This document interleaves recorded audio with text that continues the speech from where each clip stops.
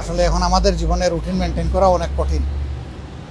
আমরা এসেছিলাম গত 3 দিন আগে হবিগঞ্জে এনসিপির নেতৃবৃন্দের সাথে একটা দুঃখজনক ঘটনা ঘটেছিল। হবিগঞ্জ সদরে তাদের একটা মিটিং ছিল টাউন হল ময়দানে। এটা শেষ করে ফেরার পথে তাদের উপর হঠাৎ করে বর্তমান সরকারি দলের কিছু উচ্ছৃঙ্খল লোক, সন্ত্রাসী লোক আক্রমণ করে এবং আক্রমণে অনেকেই আহত হন। এর মাঝে গুরুতর আহত হয় আলিফ। সে খুব গরিব পরিবারের একটা সন্তান। মা মানসিকভাবে অসুস্থ, ভারসাম্যহীন। বাবাও অ্যাক্সিডেন্ট করে ঘরে পড়ে আছে। বড় একটা ভাই এখানে দেখলাম, সেও খুব সুস্থ না।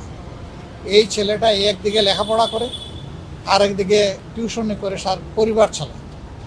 এইরকম একটা ছেলের উপর আঘাত, আর বিশেষ করে 24-এর পরে এরকম কাউকে আবার চোখ হারাতে হবে, এটা আমরা কল্পনাও করি না। তা আমরা এই ঘটনার নিন্দা জানিয়েছি, আবারও নিন্দা জানাই। যারা এটা করেছে অবশ্যই তাদেরকে আইনের আওতায় পাকড়াও করে এনে শাস্তি নিশ্চিত করা উচিত। তা না হলে আমরা 24-এর পরের বাংলাদেশে এই সন্ত্রাস আর দেখতে চাই না। এই সন্ত্রাস ফেসিবাদেরই ছায়া। ফেসিবাদকে বিদায় করার পরে আবার ফেসিবাদ, এটাই জাতি মানবে না, বরদাস্ত করবে না। আমরা তার সুস্থতা কামনা করি। চিকিৎসক যারা আছেন তাদের প্রতি আমাদের আহ্বান, তারা যেন তাকে যথাযথ চিকিৎসা প্রদান করেন, সে সুস্থ হয়ে আমাদের মাঝে ফিরে আসুক।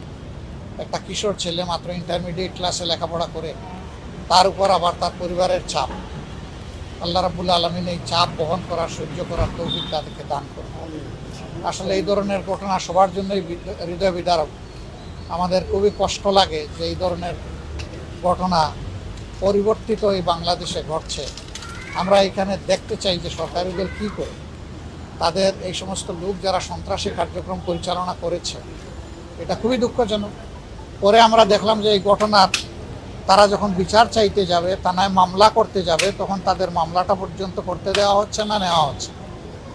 বহু সংগ্রাম করে তারা গিয়ে পরে একটা মামলা দায়ের করেছে। এটা কেন হবে?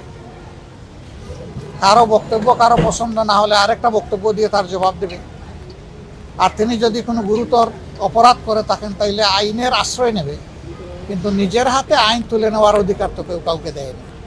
বিশেষ করে সরকার, যাদের দায়িত্ব হচ্ছে দেশে আইন শৃঙ্খলা রক্ষা করা, তারাই যদি আইনের রক্ষক না হয়ে ভক্ষক হয়ে যান, নিজের হাতে আইন তুলে নেন, তাহলে জনগণ কে কার কথা শুনবে? এরকম একটা বিশৃঙ্খল সমাজ চলতে পারে না।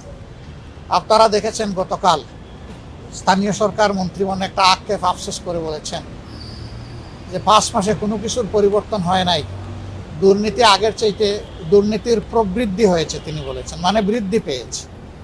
তিনি বলেছেন শুধু উনি আশা দেখেন, মাননীয় প্রধানমন্ত্রী তিনি চেষ্টা করছেন।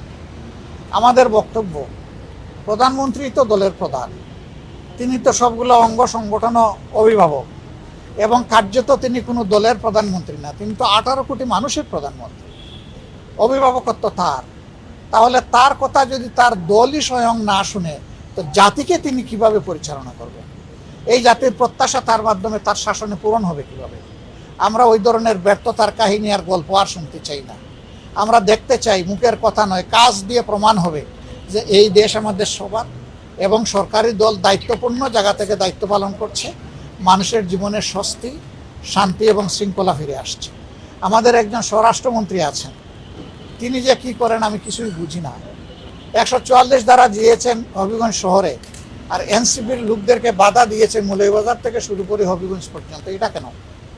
কথা বলার অধিকার সবার আছে, শান্তিপূর্ণ কর্মসূচি পালন করার অধিকার সবার আছে।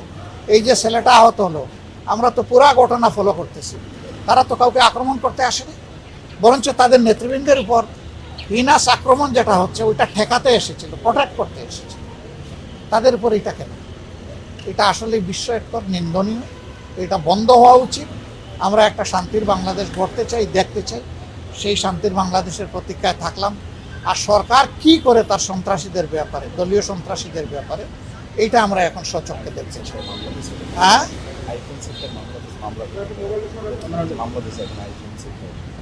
ইতিমধ্যে তারা পাল্টা মামলা দিয়েছেন। আরেকটা বিষয়, যে ঘটনাগুলো পাল্টা মামলা দিয়েছে আইফোন ছিনতাইয়ের। আমার মনে পড়ে গেল, এখন যিনি শিক্ষামন্ত্রী, তার বিরুদ্ধে ফ্যাসিস্ট সরকার ভ্যানিটি ব্যাগ চুরির মামলা দিয়েছিল।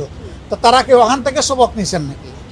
ওখান থেকে সবক নিলে এইরকম মামলা দেওয়া সাজে? নইলে আমার মনে হয় যে নিজেরা ওখানে ভুক্তভোগী হয়ে এখন ঝাল মিটাচ্ছেন সাধারণ জনগণের উপর, এটা ঠিক হবে না। যাদের উপর ঝাল মিটানোর তখন মিটাইলেন না কেন, এখন সাধারণ জনগণের উপরে কেন ঝাল মিটাবেন? এই মামলারও আমরা নিন্দা করি, এটা হওয়া উচিত নয়। দেখা যাবে কি এই ছেলে মায়ের খেয়েছে, চোখ গিয়েছে, তার মামলায় করা আসামি যারা তাদেরকে হয়তো কিছুই করা হবে না, পাল্টা বানাওট মিথ্যা মামলা যেটা দেওয়া হয়েছে ওইটার আসামি যাদেরকে পরিকল্পিতভাবে বানানো হয়েছে অ্যাকশন তাদের উপর শুরু হয়ে যাবে। মনে রাখবেন, কোনো সরকারই শেষ সরকার নয়, তারপরেও কিন্তু সরকার আসবে আর যাবে। অতীত থেকে আমরা যেন শিক্ষা নেই, খুব অতীতে যাওয়ার দরকার নাই, মাত্র 2 মাস আগে গেলে, 2 বছর আগে গেলেই সমাধান হয়ে যাবে, এর আগে যাওয়ার প্রয়োজন নাই। অতটুকু দেখলেই শিক্ষা হওয়া উচিত। আমরা সেই সুশিক্ষা সবার মাঝে মানে তৈরি হোক, এটা আমরা দেখতে চাই। সবাইকে ধন্যবাদ। আসসালামু একটা আলাইকুম। প্রশ্ন আমি করব। ধারাবাহিকভাবে ঘটনাগুলো ঘটছে, আপনারা নিন্দা জানাচ্ছেন, প্রতিবাদ জানাচ্ছেন, কিন্তু করণীয়টা আসলে কি? আমরা দেখলাম গতকালকে সিলেট যাওয়ার পথেও কিন্তু তাদের উপর আক্রমণ করা হলো। ঘুরে দাঁড়াতে হবে, কোনো জায়গায় ছাড় দিয়ে কথা বলা ঠিক হবে না। যেখানেই অন্যায় সেখানেই প্রতিরোধ, এটাই সমাধান, এর বাইরে কোনো সমাধান নেই। Thank you. আসসালামু আলাইকুম।